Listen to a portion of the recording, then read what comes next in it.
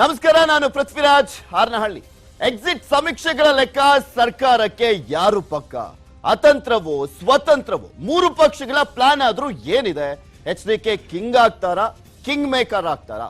ಇದೇ ಚುನಾವಣೆಯ special debate, exit excite.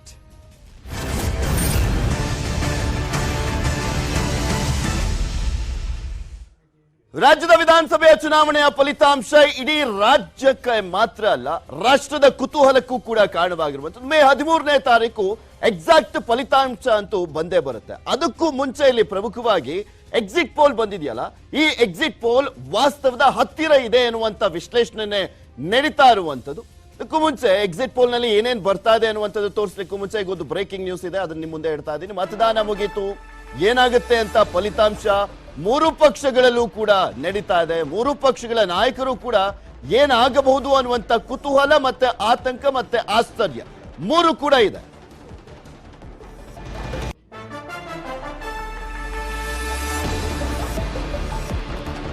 ಈ ಬಾರಿ ಸ್ವತಂತ್ರ ಸರ್ಕಾರನೋ ಅತಂತ್ರ ಸರ್ಕಾರನೋ ಅನ್ನುವಂತ ಕುತೂಹಲ ರಾಜ್ಯದ ಜನರಲ್ಲೂ ಕೂಡ ಇದೆ. ಎಕ್ಸಿಟ್ ಪೋಲ್ ನಲ್ಲಿ ಕಾಂಗ್ರೆಸ್ಗೆ ಹೆಚ್ಚು ಸ್ಥಾನ ಸಿಗ್ತಾ ಇರುವಂತದ್ದು, ಏಕೈಕ ದೊಡ್ಡ ಪಕ್ಷವಾಗಿ ಹೊರಹೊಮ್ಮುವ ಸಾಧ್ಯತೆ ಇದೆ ಕಾಂಗ್ರೆಸ್ ಅಂತ ಹೇಳಲಾಗ್ತಾ ಇದೆ. ಎಕ್ಸಿಟ್ ಪೋಲ್ಗಳಲ್ಲಿ ಹಲವು ಸಮೀಕ್ಷೆಗಳಲ್ಲಿ ಈ ಬಾರಿ ಅತಂತ್ರದ ಭವಿಷ್ಯ ಕೂಡ ಇರುವಂತದ್ದು. ಬಿಜೆಪಿ, ಕಾಂಗ್ರೆಸ್ ಮತ್ತೆ ಜೆಡಿಎಸ್ ಕಡೆ ನೋಟ ಈಗ.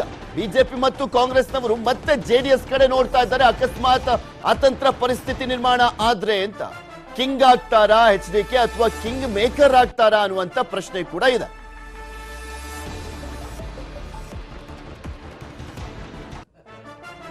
ಇದೇ ವಿಚಾರಕ್ಕೆ ಸಂಬಂಧಪಟ್ಟಂತೆ ಎಕ್ಸಿಟ್ ಪೋಲ್ ಅನ್ನ ತೋರಿಸ್ತೀನಿ. ಅದಕ್ಕೂ ಮುಂಚೆ ಸ್ಟುಡಿಯೋದಲ್ಲಿ ನಮ್ಮ ಜೊತೆ ಗೆಸ್ಟ್ ಗಳು ಕೂಡ ಜಾಯ್ನ್ ಆಗಿದ್ದಾರೆ, ಅವ್ರನ್ನ ವೆಲ್ಕಮ್ ಮಾಡ್ಕೊಳ್ಬಿಡ್ತೀನಿ ನಾನು. ಬಿಜೆಪಿಯಿಂದ MG ಮಹೇಶ್ ಅವರು, ಬಿಜೆಪಿಯ ಮುಖ್ಯ ವಕ್ತಾರರು ಕಾರ್ಯಕ್ರಮಕ್ಕೆ ಆಗಮಿಸಿದ್ದಾರೆ. ಸರ್, ಕಾರ್ಯಕ್ರಮಕ್ಕೆ ಸ್ವಾಗತ. ಇನ್ನ ನಾಗರಾಜ್ ಯಾದವ್ ಅವರು MLC ಹಾಗೆ ಕಾಂಗ್ರೆಸ್ನ ಮುಖ್ಯ ವಕ್ತಾರ. ಸರ್, ನಿಮಗೂ ಕೂಡ ಕಾರ್ಯಕ್ರಮಕ್ಕೆ ಸ್ವಾಗತ. JDS ಇಂದ ಅಶ್ವಿನ್ ಕುಮಾರ್ ಅವರು ಬಂದಿದ್ದಾರೆ. ಅಶ್ವಿನ್ ಅವರೇ, ನಿಮಗೂ ಕೂಡ ಕಾರ್ಯಕ್ರಮಕ್ಕೆ ಸ್ವಾಗತ. ಇವರನ್ನ ಮಾತಾಡ್ಸ್ಲಿಕ್ಕೂ ಮುಂಚೆ ಇವತ್ತಿನ ಸಬ್ಜೆಕ್ಟ್ ಎಕ್ಸಿಟ್ ಪೋಲ್ ನದ್ದು. ಎಕ್ಸಿಟ್ ಪೋಲ್ ನಲ್ಲಿ ಯಾವ ರೀತಿಯಾಗಿ ಸರ್ವೇಯರ್ ರಿಪೋರ್ಟ್ ಬಂದಿದೆ ಅನ್ನುವಂಥದ್ದನ್ನ ಫಸ್ಟ್ ತೋರಿಸ್ತಾ ಹೋಗ್ಬಿಡ್ತೀನಿ. ಏನೇನೆಲ್ಲ ಲೆಕ್ಕಾಚಾರ ಬಂದಿದೆ ಅನ್ನುವಂಥದ್ದನ್ನ ನೋಡ್ಬಿಡೋಣ. ಯಾವ್ಯಾವ ಸಂಸ್ಥೆ ಏನೇನೆಲ್ಲ ರಿಸಲ್ಟ್ ಅನ್ನ ಕೊಟ್ಟಿದೆ ಅಂತ. ಎಕ್ಸಿಟ್ ಪೋಲ್ ನಲ್ಲಿ ಫಸ್ಟ್ ಮೊದಲನೇದಾಗಿ ಆಕ್ಸಿಸ್ ಮೈ ಇಂಡಿಯಾ.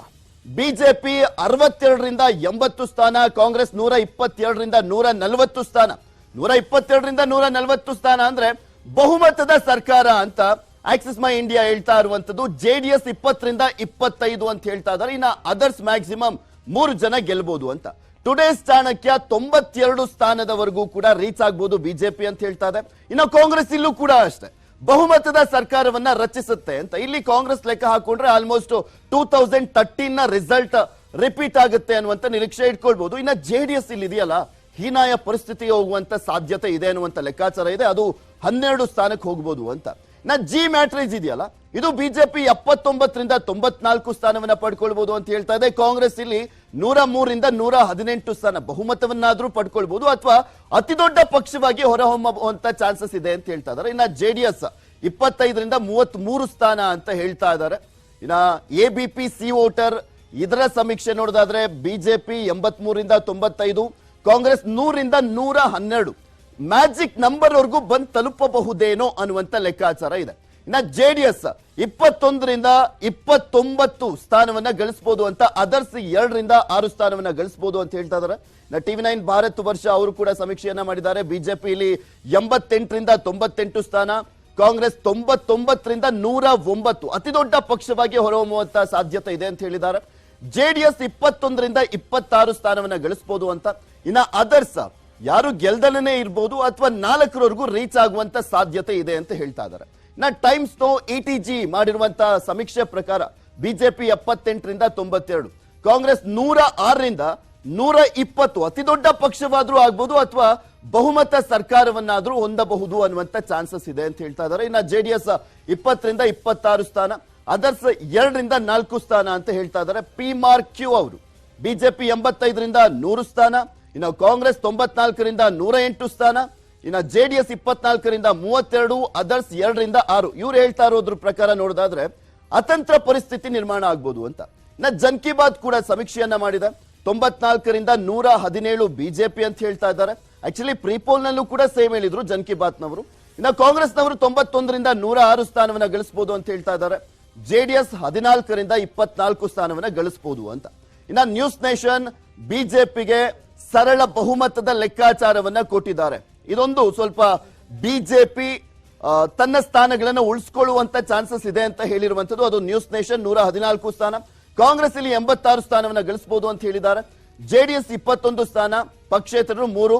ಇನ್ನ ನ್ಯೂಸ್ 18 ರಾಜನೀತಿ ಬಿಜೆಪಿ 100 ಸ್ಥಾನ ಗಳಿಸಬಹುದು ಅಂತ, ಕಾಂಗ್ರೆಸ್ 92 ಸ್ಥಾನ, ಜೆಡಿಎಸ್ 31 ಸ್ಥಾನ, ಅದರ್ಸ್ ಒಬ್ಬರು ಗೆಲ್ಲುವಂತ ಚಾನ್ಸಸ್ ಇದೆ ಅಂತ ಹೇಳ್ತಾ ಇದ್ದಾರೆ. ಇನ್ನ ಪೋಲ್ ಆಫ್ ಪೋಲ್ ಅನ್ನ ಕೂಡ ತೋರಿಸ್ತೀನಿ. ಪೋಲ್ ಆಫ್ ಪೋಲ್ ಯಾವ ರೀತಿಯಾಗಿ ಬಂದಿದೆ ಅಂತ ನೋಡೋದಾದ್ರೆ 92 ಬಿಜೆಪಿ ರೀಚ್ ಆಗ್ಬೋದು. ಈಗ ಅಟ್ ಪ್ರೆಸೆಂಟ್ ಅವರು 120 ಇದ್ದಾರೆ. ಹತ್ತತ್ರ ಒಂದು 28 ಸ್ಥಾನವನ್ನ ಕಳ್ಕೊಳ್ಳುವಂತ ಸಾಧ್ಯತೆ ಇದೆ ಅನ್ನುವಂಥದ್ದು. ಇನ್ನು ಕಾಂಗ್ರೆಸ್ ಅತಿ ದೊಡ್ಡ ಪಕ್ಷವಾಗಿ ಹೊರಹೊಮ್ಮುವಂತ ಸಾಧ್ಯತೆ ಇದೆ. ಪೋಲ್ ಆಫ್ ಪೋಲ್ಸ್ ಅಲ್ಲಿ ಎಲ್ಲಾ ಸಮೀಕ್ಷೆಗಳನ್ನ ಸಮೀಕರಣ ಮಾಡಿ ನೋಡಿದಂತ ಸಂದರ್ಭದಲ್ಲಿ ಗೊತ್ತಾಗೋದು. ಇನ್ನು ಜೆಡಿಎಸ್ 23 ಸ್ಥಾನವನ್ನ ಗಳಿಸಬಹುದು ಅಂತ, ಅದರ್ಸ್ ಒಂದು 2 ಗೆಲ್ಲುವಂತ ಚಾನ್ಸಸ್ ಇದೆ ಅಂತ. ಇದೇ ವಿಚಾರಕ್ಕೆ ಸಂಬಂಧಪಟ್ಟಂತೆ ನಾನು ಡಿಬೇಟ್ ಅನ್ನ ಆರಂಭ ಮಾಡ್ತೀನಿ. ಬಿಕಾಸ್ ಇಲ್ಲಿ ಎಕ್ಸಿಟ್ ಪೋಲ್ ತುಂಬಾ ನಿರೀಕ್ಷೆ ಇತ್ತು ಏನಾಗುತ್ತೆ ಅನ್ನುವಂಥದ್ದು ಕೂಡ. ಬಿಕಾಸ್ ವಾಸ್ತವದ ಹತ್ತಿರನೇ ಬರುವಂತ ಸಾಧ್ಯತೆ ಇರುತ್ತೆ ಎಕ್ಸಿಟ್ ಪೋಲ್ಗಳಲ್ಲಿ. ಬಿಕಾಸ್ 2018ರ ಎಲೆಕ್ಷನ್ ನ ಎಕ್ಸಿಟ್ ಪೋಲ್ ಅನ್ನ ನೋಡಿದಂತ ಸಂದರ್ಭದಲ್ಲಿ ಆಲ್ಮೋಸ್ಟ್ ಒಂದು 10 ಎಕ್ಸಿಟ್ ಪೋಲ್ಗಳಲ್ಲಿ ಒಂದು 8 ಎಕ್ಸಿಟ್ ಪೋಲ್ಗಳು ಸರಿನೇ ಆಗಿತ್ತು, ವಾಸ್ತವಕ್ಕೆ ಹತ್ತಿರ ಆಗಿತ್ತು. ಡಿಬೇಟ್ ಅನ್ನ ಆರಂಭ ಮಾಡ್ತೀನಿ. MG ಮಹೇಶ್ ಅವರಿಂದಾನೇ ರಿಯಾಕ್ಷನ್ ತಗೊಳ್ತೀನಿ. MG ಮಹೇಶ್ ಅವರೇ, 10 ಎಕ್ಸಿಟ್ ಪೋಲ್ಗಳಲ್ಲಿ 6 ಎಕ್ಸಿಟ್ ಪೋಲ್ಗಳಲ್ಲಿ ಆಲ್ಮೋಸ್ಟ್ ಅತಿ ದೊಡ್ಡ ಪಕ್ಷವಾಗಿ ಕಾಂಗ್ರೆಸ್ ಬರುತ್ತೆ ಅನ್ನುವಂತ ಲೆಕ್ಕಾಚಾರ ಇದೆ. ನಿಮ್ಮಲ್ಲಿ ಏನ್ ಚರ್ಚೆ ಆಗ್ತಿದೆ ಎಕ್ಸಿಟ್ ಪೋಲ್ ಬಂದಾದ್ಮೇಲೆ? ಕಳೆದ ಬಾರಿ ಎಕ್ಸಿಟ್ ಪೋಲ್ ನಲ್ಲಿ ತಾವು ತಪ್ಪು ಹೇಳಿದ್ರೆ 10ರಲ್ಲಿ 8 ಈ ತರ ಬಿಜೆಪಿಗೆ ಕಡಿಮೆ ತೋರಿಸಿದ್ವು. ಎರಡೇ ಸರಿಗೆ ವಾಸ್ತವದ ಹೇಳ್ತೀನಿ ಕೇಳೆ ಹಾಗೆ ಅಂತ. ಕನ್ನಡದಲ್ಲಿ ಒಂದು ಮಾತು ಹೇಳ್ತಾನೆ, ಅಳಿಯನ ಕುರುಡು ಬೆಳಗಾಗೋದ್ರೊಳಗೆ ಅಂತ. ಒಂದು ಸಂಗತಿ ಹೇಳ್ತೇನೆ ಕೇಳೆ. ಏನು ನಾವು ಈ ಚುನಾವಣೆಯನ್ನ ಮಾಡಿದ್ದೀವಿ, ಇಡೀ ರಾಜ್ಯದ ಉದ್ದಗಲಕ್ಕೂ ನನ್ನ ಪ್ರವಾಸ ಏನಾಗಿದೆ, ಅದರ ಜೊತೆಗೆ ನಮ್ಮ ಆದರಣೀಯ ನರೇಂದ್ರ ಮೋದಿ ಅವರು ಮತ್ತೆ ನಮ್ಮ ಸರ್ಕಾರ, ಬೊಮ್ಮಾಯಿನವ್ರ ಸರ್ಕಾರ, ಯಡಿಯೂರಪ್ಪನವ್ರ ಸರ್ಕಾರ, ನಾವು ತೆಗೆದುಕೊಂಡಿರ್ತಕ್ಕಂಥ ಅನೇಕ ಕ್ರಮಗಳು, ಸುಮಾರು 40 ವರ್ಷಗಳಿಂದ ನೆನಪು ಬಿದ್ದಂಥ ಮೀಸಲಾತಿ ವಿಚಾರ ಇರ್ಬೋದು, ವರ್ಗೀಕರಣದ ವಿಷಯಗಳಿರ್ಬೋದು, ಅದ್ರ ಜೊತೆಗೆ ನಾವೇನು ಲಾಭಾರ್ಥಿಗಳು, ನಮ್ಮ ಎರಡೂ ಸರ್ಕಾರದ ಕಾರಣಕ್ಕೆ ಲಾಭಾರ್ಥಿಗಳಂತ ಏನಿದ್ದಾರೆ ಹತ್ತತ್ರ ಈ ರಾಜ್ಯದಲ್ಲಿ ಒಂದು 2 ಕೋಟಿಯಷ್ಟು ಜನರಿಗೆ ಒಂದಲ್ಲ ಒಂದು ನಮ್ಮ ಸರ್ಕಾರದ ಕಾರಣದಿಂದ ಅವರಿಗೆ ಅನೇಕ ಸಂಗತಿಗಳು ಸಿಕ್ಕಿದ್ದಾವೆ.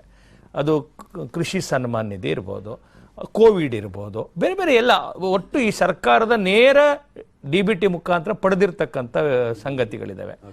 ಇವೆಲ್ಲ ನಿಮಗೆ ಸೈಲೆಂಟ್ ವೋಟರ್ಸ್ಗಳದು ನಿಮ್ಮ ಈ ಎಕ್ಸಿಟ್ ಪೋಲಲ್ಲಿ ಸರ್ವೆಲ್ ಬರೋದಿಲ್ಲ. ಯಾಕಂದ್ರೆ ನೀವು ಯಾರು ಕೂಡ ಒಂದೇ ಒಂದು ಅಲ್ಲ ಒಂದು ನಿಮಿಷ ಪೃಥ್ವಿ ಒಂದು ನಿಮಿಷ ನಾನು ಹೇಳಕ್ ಹೊರಟಂಥದ್ದು, ಇದ್ರ ಒಳಗಡೆ ವೋಟಿನ ಪರ್ಸೆಂಟೇಜ್ ತೋರಿಸಿದ್ರೆ ಲೆಕ್ಕ ಹಾಕ್ಲಿಕ್ಕೆ ಈಸಿ ಆಗ್ತಿತ್ತು. ಇಲ್ಲಿ ಕೂತಂತ ಯಾವ ಈ 11ರಲ್ಲೂ ಕೂಡ ಯಾರು ಕೂಡ ಎಷ್ಟು ವೋಟ್ ಪರ್ಸೆಂಟ್ ಯಾರಿಗೆ ಬರುತ್ತೆ ಅಂತ ಹೇಳ್ತಿಲ್ಲ. ಎಲ್ಲರೂ ಇನ್ವೇರಿಯಬಲಿ 10ರಿಂದ 20 ಸೀಟ್ಗಳ ವ್ಯತ್ಯಾಸ ಅಂತ ಬರ್ತಿದೆ. ನನಗೆ ನಂಬಿಕೆ ವಿಶ್ವಾಸ ಇದೆ, ಯಾರು ಲಾಭಾರ್ಥಿಗಳಂತಿದ್ದಾರೆ, ಅಂದರೆ ಲಾಭಾರ್ಥಿ ಅಂದರೆ ಫಲಾನುಭವಿಗಳು, ಸರ್ಕಾರದಿಂದ ನೇರ ಅವರಿಗೆ ಸಿಕ್ಕಿರ್ತಕ್ಕಂಥ ಫಲದ ಕಾರಣಕ್ಕೋಸ್ಕರ ಅದು ನಿಮಗೆ ಸೈಲೆಂಟ್ ವೋಟರ್ಸ್. ಅದು ಬೂತಿಗೆ ಹೋದಂಥ ಸಂದರ್ಭದಲ್ಲೇ ಅವ್ರು ವೋಟ್ ಹಾಕ್ತಕ್ಕಂಥದ್ದು. ಯಾಕೆ ಅಂತ ನಾನು ನಿಮ್ಗೊಂದು ಮಾತು ಹೇಳ್ತೀನಿ ಕೇಳಿ. ನಮ್ಮ ಕಾಂಗ್ರೆಸ್ಸಿನ ಸ್ನೇಹಿತರು ಸದಾ ನಮ್ಮನ್ನು ಕರಪ್ಷನ್ ಅಂತ ಹೇಳಿಕೊಂಡು ಜನರಿಗೆ ದಾರಿ ತಪ್ಪಿಸುವಂಥ ಕೆಲಸ ಮಾಡಿದ್ರು. ಆದರೆ ನಿಮಗೆ ಒಂದು ವಿಷಯ ಹೇಳ್ತೀನಿ, ಕಿಸಾನ್ ಸನ್ಮಾನ್ ನಿಧಿಗೆ ದುಡ್ಡು ಹಾಕುತ್ತೆ ಅಂತ ತಿಳ್ಕೊಳ್ಳಿ. 2,000 ರೂಪಾಯಿ ಅಂದರೆ 2,000ನೇ ಹೋಗೋದು, ಅಲ್ಲೂ ಸಹ 1,999 ರೂಪಾಯಿನೂ ಹೋಗೋದಿಲ್ಲ. ಅಂದರೆ ಇದರ ಅರ್ಥ ಏನಂದರೆ ಮತದಾರನ ಹತ್ರ ಇವ್ರು ಹೇಳ್ತಿರೋದು ಸುಳ್ಳು ಅಂತ ಅನಿಸಿರ್ತಕ್ಕಂಥದ್ದು. ಆ ಭಾವದಿಂದ ನನಗೆ ವಿಶ್ವಾಸ ಇದೆ, ನಾಳೆ ನಮಗೆ ಏನು ಚುನಾವಣೆಯ ಏನು ನಾಳಿದ್ದು ಮತ ಎಣಿಕೆ ಆದ ನಂತರ 13ನೇ ತಾರೀಕು ಸಾಯಂಕಾಲದಷ್ಟರೊಳಗಡೆ ಕರ್ನಾಟಕದಲ್ಲಿ ಈ ಕಾಂಗ್ರೆಸ್ಸಿನ ಕೆಸರಿನ ಮಧ್ಯದಲ್ಲಿ ಕಮಲ ಅರಳತ್ತೆ ಅನ್ನೋ. ಓಕೆ, ಅದನ್ನು ನೋಡೋಣ. ನಾನು ನಾಗರಾಜ್ ಯಾದವ್ ಅವ್ರನ್ನ ಮಾತಾಡ್ಸ್ಲಿಕ್ಕೂ ಮುಂಚೆ ಹೊರಗಡೆಯಿಂದ ಶಿವಕುಮಾರ್ ಸರ್ ಕೂಡ ಜಾಯ್ನ್ ಆಗಿದ್ದಾರೆ, ಹಿರಿಯ ಪತ್ರಕರ್ತರು. ಸರ್, ಕಾರ್ಯಕ್ರಮಕ್ಕೆ ಸ್ವಾಗತ. ನಿಮ್ಮನ್ನು ಕೂಡ ಮಾತನಾಡ್ತೀನಿ. ನಾಗರಾಜ್ ಯಾದವ್ ಅವರಿದ್ದಾರೆ. ನಾಗರಾಜ್ ಯಾದವ್ ಅವರು, ಈಗ ಎಕ್ಸಿಟ್ ಪೋಲ್ ಅನ್ನ ನೋಡಿದ್ವಿ, ಅದಕ್ಕೂ ಮುಂಚೆ ಪ್ರೀ ಪೋಲ್ ಕೂಡ ಬಂದಿತ್ತು. ಪ್ರೀ ಪೋಲ್ ಮತ್ತೆ ಎಕ್ಸಿಟ್ ಪೋಲ್ ಅನ್ನ ಗಮನಿಸಿದಂತ ಸಂದರ್ಭದಲ್ಲಿ ಲಾಟ್ ಆಫ್ ಚೇಂಜಸ್ ಕಾಣಿಸ್ತಾ ಇದೆ ಇದರಲ್ಲಿ. ಅಲ್ಲಿ ಸಾಕಷ್ಟು ಪ್ರೀ ಪೋಲ್ಗಳಲ್ಲಿ ಬಿಜೆಪಿಗೆ ಹೆಚ್ಚಿನ ಸ್ಥಾನಗಳು ಬಂದಿತ್ತು. ಬಟ್ ಈಗ ಎಕ್ಸಿಟ್ ಪೋಲ್ಗಳಲ್ಲಿ ಕಾಂಗ್ರೆಸ್ಗೆ ಹೆಚ್ಚಿನ ಸ್ಥಾನಗಳು ಬರ್ತಾ ಇದೆ. ಒಂದು ನಾನು ಅಂಡರ್ಸ್ಟ್ಯಾಂಡ್ ಮಾಡ್ಕೊಂಡಂಗೆ ಜನರ ಮನಸ್ಸಲ್ಲೇ ಬೇರೆ ಇತ್ತು, ಅದು ಮತವಾಗಿ ಕನ್ವರ್ಟ್ ಆಗಿದೆ ಅನ್ನುವಂತ ಲೆಕ್ಕಾಚಾರದ ಮಾತುಗಳನ್ನ ಆಡ್ಬೋದಾ ಇಲ್ಲಿ? ನೋಡಿ, opinion poles are different from exit poles. Opinion poles will be carried on stage by stage 4-5 ಬಾರಿ ಮಾಡಿರ್ತಾರೆ. 3 ತಿಂಗಳು ಮೊದಲೇ ಸ್ಟಾರ್ಟ್ ಮಾಡಿರ್ತಾರೆ, ಆಮೇಲೆ 15 ದಿವಸವರೆಗೂ ಬಂದಿರ್ತದೆ, ಕೊನೆಗೆ ಎಲೆಕ್ಷನ್ ಅವ್ರ ಡೇಟ್ವರೆಗೂ ಬಂದಿರ್ತದೆ. That's opinion of certain people. ಆ ಎಕ್ಸಿಟ್ ಪೋಲ್ ಅಂತ ಪೋಲ್ ಹಾಕಿದ ನಂತರ ಕೇಳ್ತಕ್ಕಂಥದ್ದು, ಯಾರು ಮತದಾನ ಆಗಿದೆಯೋ ಅವ್ರನ್ನ ಕೇಳ್ತಕ್ಕಂಥದ್ದು, ಮತದಾನ ಮಾಡದೇ ಇರೋರಲ್ಲ, ಮತದಾನ ಆದ್ಮೇಲೆ ಕೇಳಿರ್ತಕ್ಕಂಥ ವಿಚಾರಗಳು. ಕ್ಯಾಂಪೇನಲ್ಲಿ ನಾವು ಹಲವಾರು ವಿಚಾರಗಳು ರೇಜ್ ಮಾಡಿರ್ತೀವಿ, ಅವರು ಹಲವಾರು ವಿಚಾರಗಳು ರೇಜ್ ಮಾಡಿರ್ತಾರೆ. ಇವ್ರು ಹೇಳ್ತಾರೆ ನಾವು ಡೈರೆಕ್ಟ್ ಟ್ರಾನ್ಸ್ಫರ್ ಮಾಡೋದೇ ಭ್ರಷ್ಟಾಚಾರವೇ ಇಲ್ಲ ಅಂತಾರೆ. ಅದು ವಿರೂಪಾಕ್ಷ ಮನೆಯಲ್ಲಿ 8 ಕೋಟಿ ರೂಪಾಯಿ ಸಿಗ್ತದೆ, ಅದಕ್ಕೆ ಉತ್ತರ ಅವ್ರಿಗೆ ಕೊಡೋದಿಲ್ಲ. ಆಯಿತಾ? ಇಷ್ಟು ದಿನ ನಾವು ಕಿರ್ಚಾಡಿ ಪರಚಾಡಿ ಹೋರಾಟ ಮಾಡೋ ದಿನಗಳು ಮುಗಿದಿದೆ. ನಾವು ಏನೇ ಕಿರ್ಚಾಡಿದ್ರು, ಈಗ ಮಹೇಶ ಏನೇ ಹೇಳಿ ನಾನೇ ಹೇಳಿ ಅದು ಭದ್ರವಾಗಿ ಎಲ್ಲ ಮತದಾನ ಆಗ್ಬಿಟ್ಟಿದೆ. ಎಕ್ಸಿಟ್ ಪೋಲ್ ಇಂದ ನಮ್ಮ ಸ್ನೇಹಿತರಾದಂತ ನಾಗರಾಜ್ ಯಾದವ್ ಅವರಿಗೆ ವಿನಮ್ರತೆ ಕಲಿಸ್ತು. ಅಲ್ಲ, ಈಗ ಮತದಾನ ಆಗಿದೆ, ಅಧಿಕಾರ ನಡೆಸೋರಿಗೆ ಅಧಿಕಾರ ನಡೆಸೋರಿಗೆ ವಿನಮ್ರತೆ ಬೇಕು, ತಾಳ್ಮೆನೆ ಬೇಕು. ಅದು ನಮಗೆ ಬಂದಿದೆ, ಅದು ಗೊತ್ತಿದೆ. ಅಧಿಕಾರ ನಡೆಸೋದು ನಾವೇ. Let it be healthy debate. ಯಾಕೆ ಗೊತ್ತಾ, ಇಷ್ಟು ದಿನ ಓಟ್ ಪಡ್ಕೊಳ್ಳಿಕ್ಕೋಸ್ಕರ ನಂದು ದಾರಿ ನಂದು, ಅವ್ರ ದಾರಿ ಅವ್ರದ್ದು, ಇವ್ರ ದಾರಿ ಅವ್ರದ್ದು ಏನೆಲ್ಲ ಆಗಿರ್ಬೋದು. ಇವತ್ತು ಎಲ್ಲವೂ ಕೂಡ ಮತದಾನ ಆಗಿರ್ತಕ್ಕಂಥದ್ದು, ಮತದಾನ ಪ್ರಭು ಆಶೀರ್ವಾದ ಮಾಡಿರ್ತಕ್ಕಂಥದ್ದು, ಯಾರಿಗೆ ಮಾಡಿದ್ರು ಕೂಡ ನಾವೆಲ್ಲರೂ ತಲೆಬಾಗಿ ಸ್ವೀಕಾರ ಮಾಡತಕ್ಕಂಥ ದಿನ ಹತ್ರ ಬಂದಿದೆ. ಹಾಗಾಗಿ ವೋಟಿಂಗ್ ಟೈಮ್ ಆರೋಪಗಳಿಂದ ಹೆಚ್ಚಾಗಿ ಈಗಿರ್ತಕ್ಕಂಥದ್ದು ಎಕ್ಸಿಟ್ ಪೋಲ್ ಅಲ್ಲಿ ಯಾವ ರೀತಿ ಮತದಾನ ಆಗಿದೆ ಅಂತ ನಮ್ ಬ್ರದರ್ ಮಾತಾಡ್ತಾ ಹೇಳ್ತಾ ಇದ್ರು. ಯಾರು ಕೂಡ ಪರ್ಸೆಂಟೇಜ್ ಬಗ್ಗೆ ಮಾತಾಡಿಲ್ಲ, ಎಲ್ಲರೂ ಕೂಡ ಮಾತಾಡ್ತಾರೆ ನಂಬರ್ಸ್ ಬಗ್ಗೆ ಮಾತಾಡ್ತಾರೆ ಅಂತ. ಪರ್ಸೆಂಟೇಜ್ ಬಗ್ಗೆ ಮಾತಾಡಿದ್ರು ಕೂಡ ಇವ್ರು ತಿಳ್ಕೋಬೇಕಾಗುತ್ತೆ. ಲಾಸ್ಟ್ ಟೈಮ್ ನಾವು ಇವ್ರಿಗಿಂತ 2% ಜಾಸ್ತಿ ಓಟ್ ತಗೊಂಡಿದ್ವಿ, ನಂಬರ್ ಜಾಸ್ತಿ ತಗೊಂಡಿದ್ರು ಇವರು. So percentage makes lot of difference. I agree with it.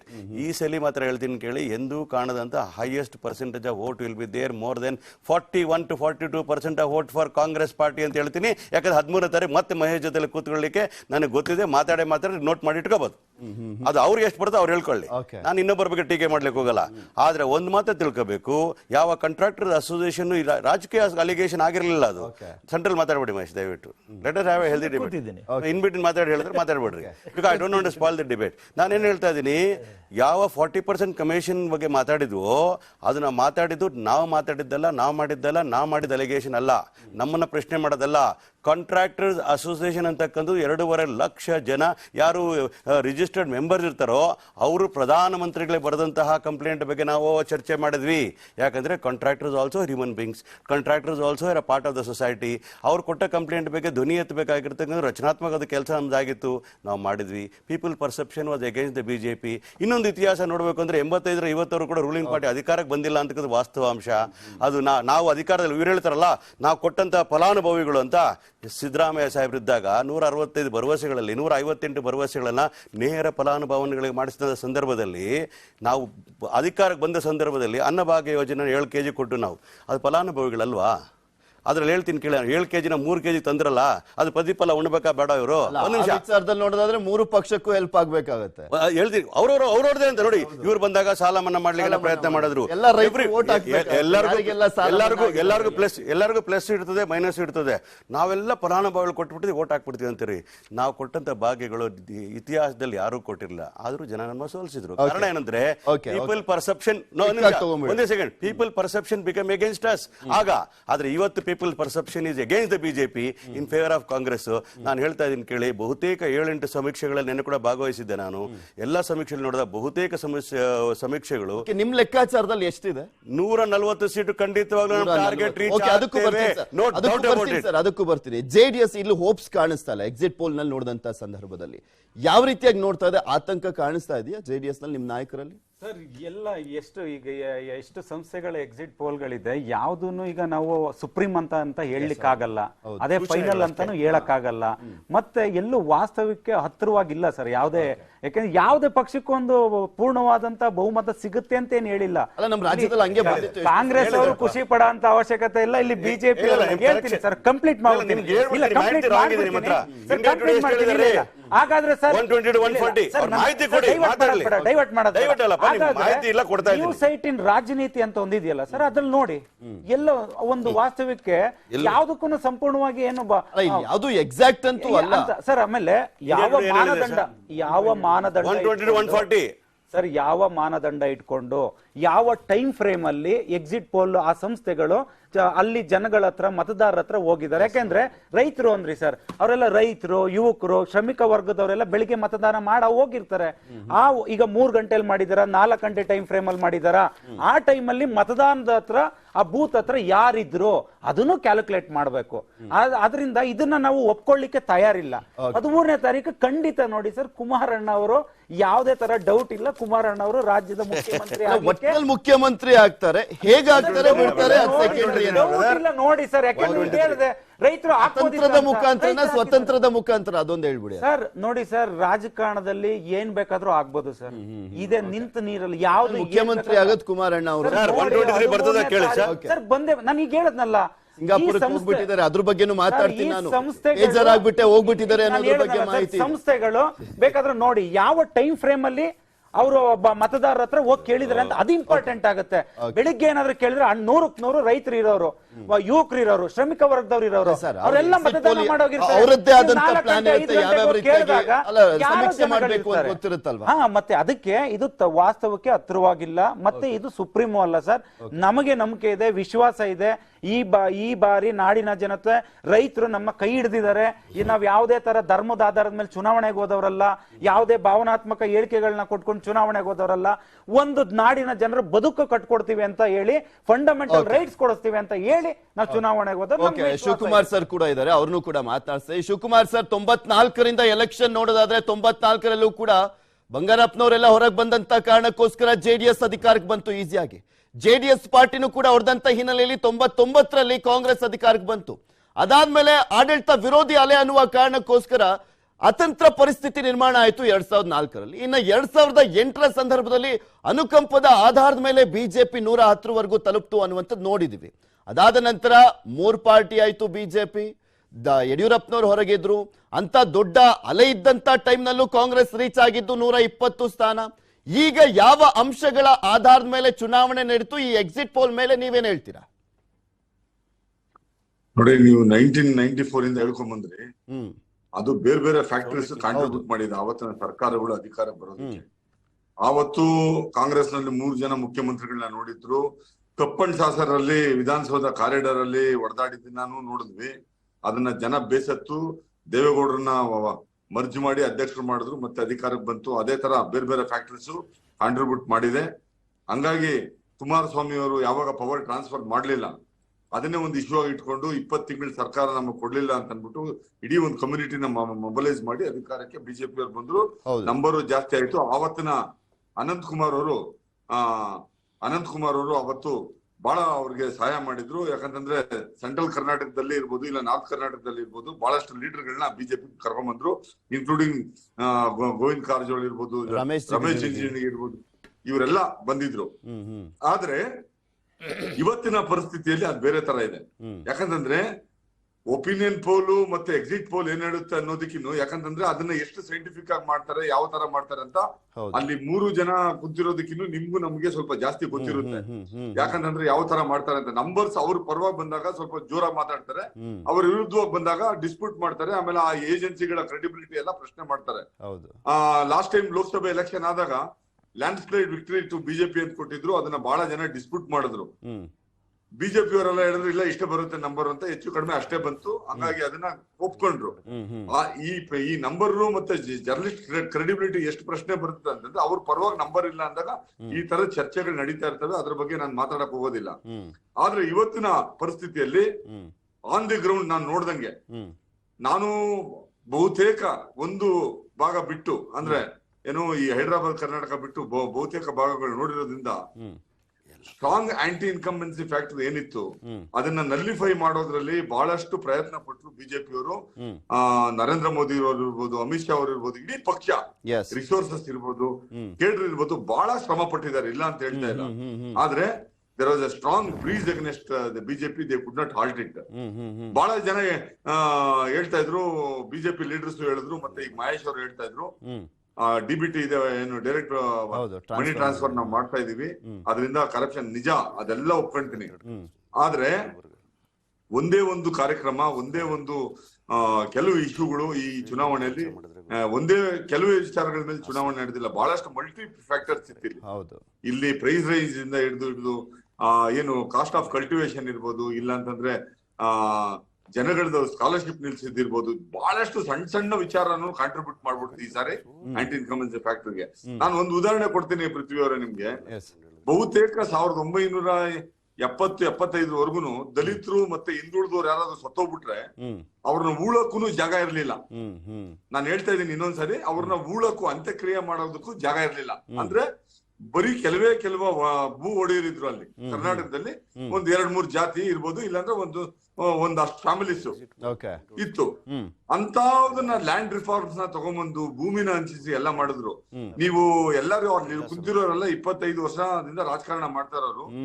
ನಾವು 1000 ಮನೆಗಳಿಗೆ ಹೋಗಿದೀವಿ. ಯಾರಾದ್ರೂ ಒಬ್ಬರು ಮನೇಲಿ ದೇವರಾಜ ಅರಸು ಫೋಟೋ ನೋಡಿದಿರ ನೀವು?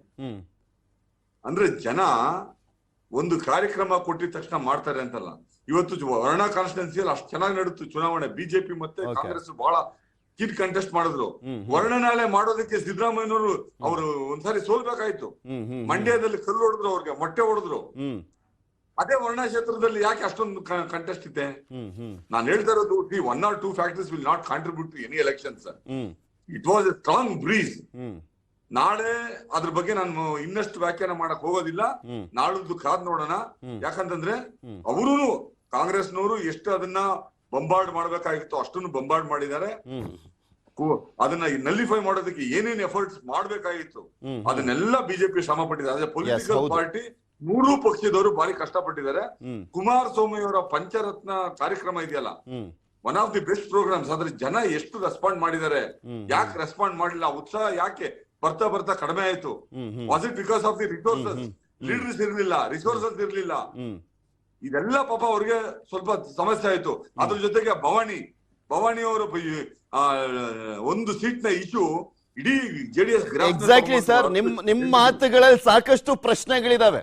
ಅದೇ ವಿಚಾರಕ್ಕೆ ಸಂಬಂಧಪಟ್ಟಂತೆ ಒಂದು ಚಿಕ್ಕ ಬ್ರೇಕ್ ತಗೊಂಡು ನಾನು ಮಾತನಾಡ್ತಾ ಹೋಗ್ತೀನಿ. ಇಲ್ಲಿ ಮೇನ್ ಆಗಿ ಕಾಣಿಸಿದ್ದು ನನಗೆ ಅಂದ್ರೆ, ಇಷ್ಟು ದೊಡ್ಡ ಮಟ್ಟದಲ್ಲಿ ಅಬ್ಬರದ ಪ್ರಚಾರ, ಮೋದಿ ಅವರ ಜನಪ್ರಿಯತೆ, ಅಮಿತ್ ಶಾ ಅವರ ಸಾಕಷ್ಟು ಲೆಕ್ಕಾಚಾರ ಇರುವಂತ ಸಂದರ್ಭದಲ್ಲೂ ಕೂಡ ಬಿಜೆಪಿಯ ಡೌನ್ ಫಾಲ್ ಅನ್ನ ತಡಿಲಿಕ್ಕೆ ಯಾಕಾಗ್ಲಿಲ್ಲ